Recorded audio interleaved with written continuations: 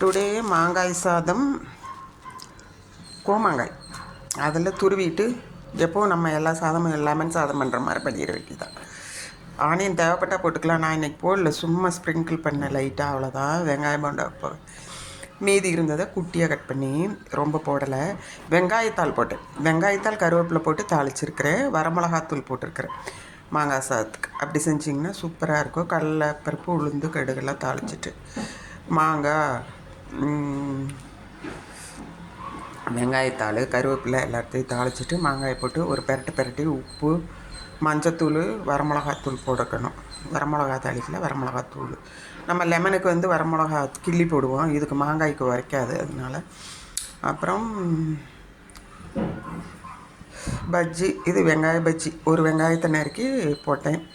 இது வந்துட்டு பாதாம் பருப்பு, காலையில் ஹெல்த்தியாக சாப்பிட்றக்காக. இது ஒத்த சாப்பாடு சாப்பிட்டா எப்போது டெய்லியுமே பாதாம் ஊற வச்சுருவேன். காலையில் ஏதோ ஒரு நேரம் உரிச்சு கொடுப்பேன், இல்லை நைட்டு படுக்கும்போது உரிச்சு கொடுப்பேன். இன்றைக்கி இந்த டைம்.